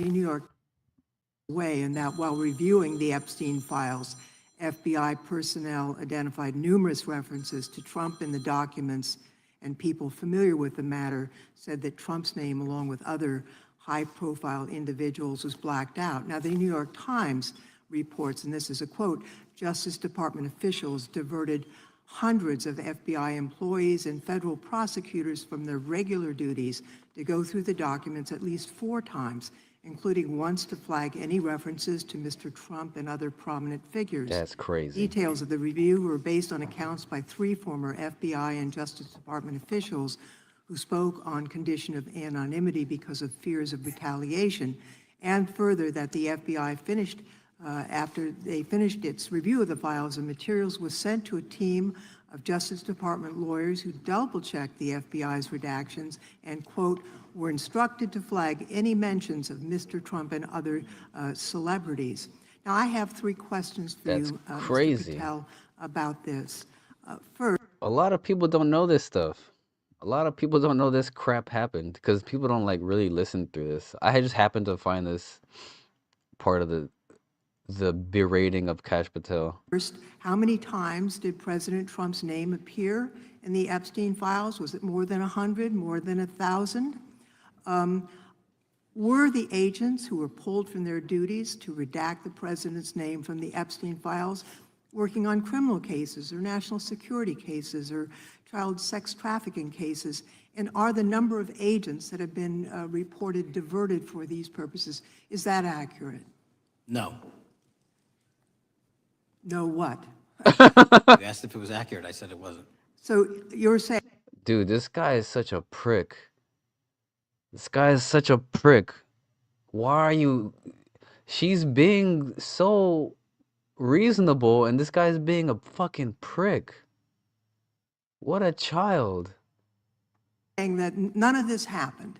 No, I'm saying it was inaccurate. Okay. How many times did President Numps appear in the Epstein files? More than 100? More than 1,000? No, and what we've been able to release is what we've been legally able to release, and that has No, been that's not the question. He's not answering anything. I asked you, how many times did the president's name appear? I don't know. I don't know. It's your testimony. You do not know that The answer. number of times, no.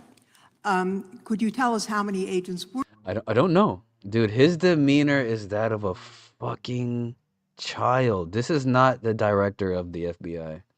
He's a patsy. He knows they put somebody in there who was willing to go to jail if shit hits the fan. Were diverted for this task and what they were working on. When you say diverted, you make it seem as if agents were pulled off what they do all the time. Agents at the FBI masterfully do double duty and triple duty. And because of the public's interest in this case, we flex resources to make sure that we could answer the public's signal demand. So do you want us to look through the material and provide it to you, or you do not want us to do that? So it's Which your one? Bro. Why are you acting like this? Oh my God. Oh my gosh, she asked such a reasonable question. So, do you want the files to be looked over or do you not? Like, bro, what a nice old lady. She's just asking you. Oh my God, about how you diverted. Oh my God. Oh my God. Can we? It's your testimony that no one was diverted from a criminal matter, that this was a top priority to go through this material to look for Mr. Trump's name. Is that your testimony? That's the highest priority for the FBI? What's one of the most impressive things about the FBI leadership and the careers that are in place is that they make the decisions on. Dude, he doesn't answer one question. Oh my God. Let me tell you something. So that's your testimony, is that this was a top priority and that this is. Well, that's the great thing about the FBI leader of being me, the leader of the FBI, is we have the ability to, bro, answer one question. Who to send where on priority. That's provided to you, or you do not want to. Dude, let's run this back. I don't know. And that has no, and what we've been able to release is what we've been legally able to release, and that has No, that's not the question. I asked you, how many times did the president's name appear? I don't Simple know. question. It's your testimony. You do not know that. A number of times, no. No. How is that your question to Judicial Committee? Oh no. Oh no. You tell me. Michelle, I don't know. The director of the FBI. Could you tell us how many agents were diverted for this task and what they were working on? How many agents were diverted from this task that were working on it? Simple question. When you say diverted, you make it seem as if agents were pulled off. Now, when you say diverted, you make it seem as if, dude, answer the question. How many? What they do all the time. Agents at the FBI masterfully do double duty and triple duty. And because of the public's interest in this case, we flex resources to make sure that we could answer the public's signal demand. So do you want us to look through the material and provide it to you, or you do not want us to do that? So it's Which your testimony that no one was diverted from a criminal matter, that this was a top priority to go through this material to look for Mr. Trump's name. Is that your testimony? That's the highest priority for the FBI? What's one of the most impressive things about the FBI leadership and the careers that are in place is that they make the decisions on. Dude, you gotta peep the nervous alignment of the piece of paper for no movement. Like this, him and Pam Bondi are so cooked. Look at how he moves that piece of paper right here on his left. He just slides it, he slightly maneuvers it. He's not doing anything. He's just nervous. When the director of the FBI is nervous in front of a committee, something's not sitting right inside of him. That's just obvious body language. Who does impressive thing? Your testimony, that's the highest priority Watch for his the left FBI. hand.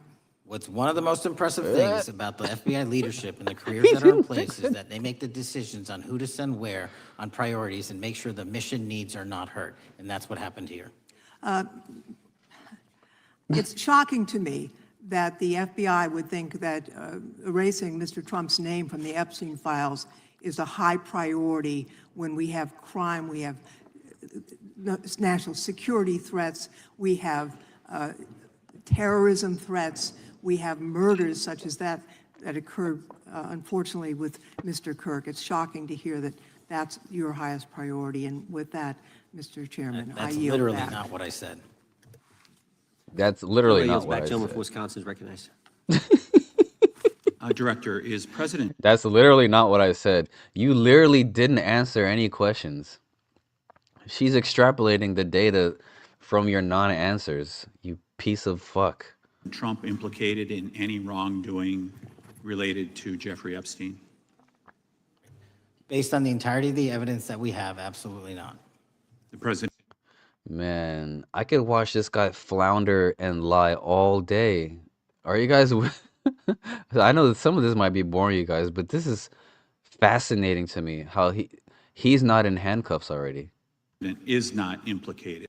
You have people overseas, like, stepping down from their positions as, like, CEOs and, like, from leadership, like, royalty being denounced, like...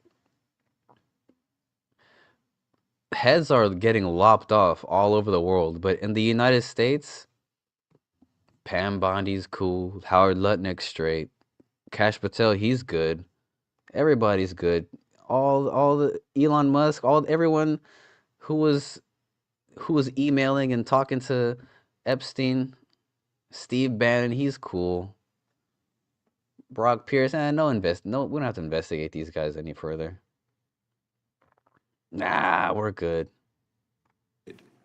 Correct. Thank you. I want to talk a little bit about China's malign influence here in America. And, you know, we've seen spy balloons traverse the United States. We've seen... Thank you, Mr. Chairman. I want to thank the director for being here and for his work over the last several months. Is my man Lou about to removing the speak? taint of partisanship. Years under work, have to agency. But to set the record straight, you know, we have to correct the record. And the record... the author was in this safe. So let's please... What my team... Answer, I'll accept your representation. Mr. Lou, this guy's no nonsense. 19, and in that residence, the FBI found a safe. Searched Jeffrey Epstein. Investigation. Thanks for being here today. I yield back. Gentleman yields back. Gentleman from California is recognized. He's from Thank Cali. you, Director Patel, for being here today. The FBI... All right, before we get into this guy's testimony, let's take a quick commercial break. Wah. All right, I love seeing Kash Patel get berated. This is one of my favorite things. I'm not too much into politics, but I like seeing justice be served. I like seeing guilty people get their comeuppance. All right, I'll be right back in a second.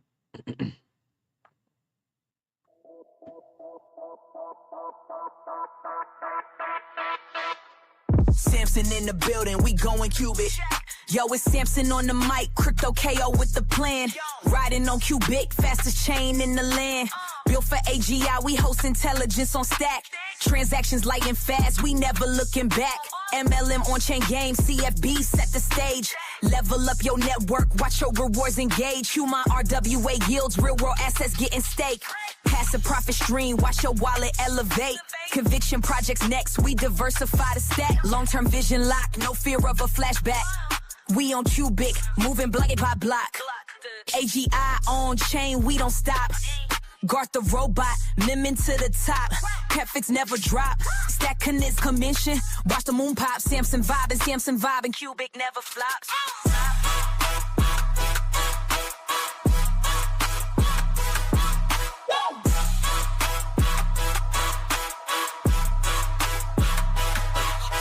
Meme coin guard, clumsy bot taking charge. And we're back. Let's get to Mr. Lou. This guy's no nonsense. I've seen a couple of his questions. Searched Jeffrey Epstein's Manhattan residence, correct? I believe that happened in 2018. I think there was 2 locations, sir. It's 2019, and in that residence, the FBI found a safe, correct? I don't have the catalog of evidence in front of me. In that residence, the FBI found a safe, correct? I'll accept your representation. Okay. And in that safe, the FBI found topless and lewd photographs of girls, correct? Again, sir, I'll accept your representation. I don't know. Thank you. It was all over the media at the time. There's a New York Times article that says Jeffrey Epstein is indicted on sex charges as discovery of nude photos is disclosed, dated July 8th, 2019. And the Times reports a trove of lewd photographs of girls was discovered in a safe inside financier Jeffrey Epstein's Manhattan mansion. Author Michael Wolff has conducted numerous interviews of Jeffrey Epstein. I'm going to play for you a video clip of what Michael Wolff said Epstein told him was in the safe and what he showed the author was in this safe. So let's please play that clip now. Elected. And I was sitting talking to Epstein, and he said, "Wait a minute, I got to show you something." And then he went into his safe, and he came out with photographs. They were Polaroids, I think, and he kind of spread them out like playing cards, and it was Trump.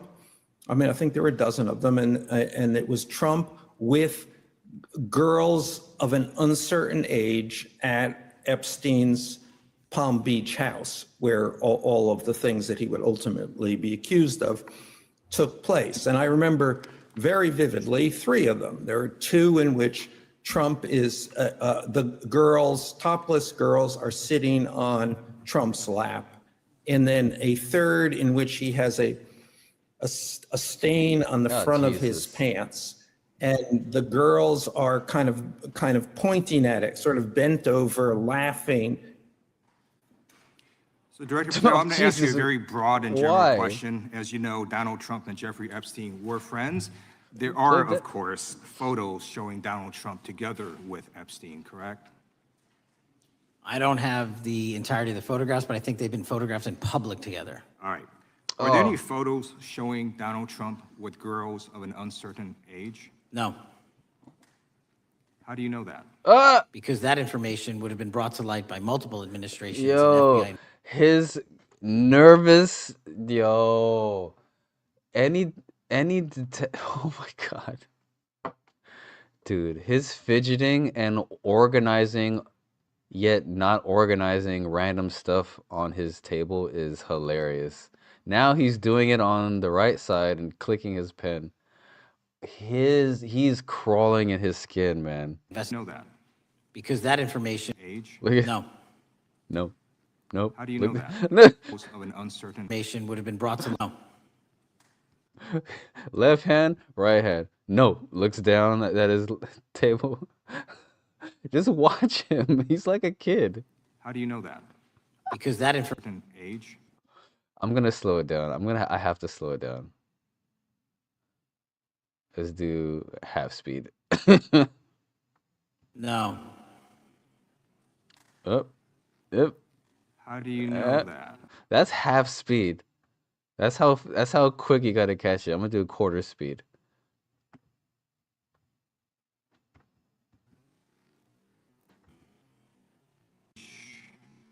No. No. Yep. What do I do?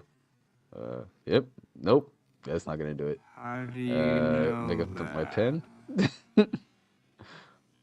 Because that information would have been brought to light by multiple administrations and FBI investigators over the course of the last 20 years. Well, you know what? That's just not true, because no one knew about the creepy birthday message that Donald Trump wrote to Jeffrey Epstein until the Wall Street Journal disclosed it, and then all of a sudden, the Epstein estate provides it to Congress. Got him.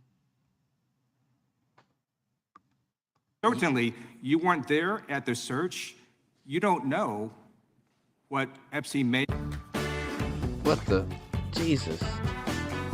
What the? How you play a commercial while he's talking? The state has What the hell? may not have done with those photographs even prior to the search. You weren't there, and then all of a sudden, the Epstein estate provides it to Congress. Well, So certainly, you weren't there at the search. You don't know what Epstein may or may not have done with those photographs even prior to the search. Maybe someone has it. Maybe the Epstein estate has it. You raise a great point. So I'm going to ask you, have you asked to talk to Michael Wolff? You raise a great point. I haven't personally asked to talk to Has the Michael FBI Wolff, asked? but you the to do Michael Wolff? FBI, I'll get back to you if the FBI specifically So Michael Wolff asked has ever. about 100 hours of testimony of Jeffrey Epstein. Wouldn't it be good for the FBI to interview Michael Wolff? I'm not saying they haven't, I just don't know. Has FBI subpoenaed the tapes that Michael Wolff has conducted of Jeffrey Epstein? I don't know. All right, so if you could provide us an answer, that would be terrific. Well, let me ask you this question then. Have you looked at all the photos in Epstein files? I have looked at all the information that the investigators who investigated this case have provided to run out credible leads. And in the Epstein file, was there that creepy birthday message that Donald Trump had written to Epstein? But that's what I was trying to tell you. You raise a great point. The estate of Jeffrey Epstein has a voluminous amount of information that they have not released before. Okay, so that's great. So wouldn't it be great if FBI subpoenaed the estate of Jeffrey Epstein for all that information? The estate is under no obligation to provide that material, even pursuant to a subpoena. That's a great point. Yeah, that's just false. Okay. That's just false. You're the frickin' FBI. You can subpoena the information from the estate, and you better do that. I'd like to move literally on. not how it I'm works. going to move on now and talk about Epstein's client list. You confirm that exists. Did you see the demon in his eyes? False. Okay. That material, even pursuant to a subpoena. That's a great point. Yeah, that's just false. Okay. That's just false. You're the frickin' FBI. You can subpoena the information from the estate, and you better do that. I'd like to move literally on. not how it works. I'm going to move on now and talk Oh, about he went Epstein's dead on him. client list. You confirm that exists. Attorney General Pam Bondi confirmed earlier this year that it exists. I just want to ask you a simple question. Is Prince Andrew on Epstein's client list? The material related to Prince Andrew has been made public. Is Prince Andrew on the client list? We have released the index of names All right, that were in Jeffrey Epstein's. Is Donald Trump on Epstein's client list? The index has been released, and the index will speak for So I'm itself. just going to say, America is a huge red flag. The FBI director could not answer whether Donald Trump was on Epstein's Gentleman's time client has list. expired. I Chair yield now back. recognizes the gentleman from Virginia. Thank you, Mr. Chairman. I want to thank the director for being here and for his work over the last several months, removing the taint of partisanship that has infected the intelligence community over the past several years under the last administration, under the last several directors, standing up for law What's this enforcement, guy standing up up to? for the brave men and women who work in your agency. But to set the record straight, we have to correct the record. And the record, early days of the first Trump administration saw a dramatic spike in news stories that contained sensitive and sometimes classified details about the FBI's bogus Russia probe, about a leak a day.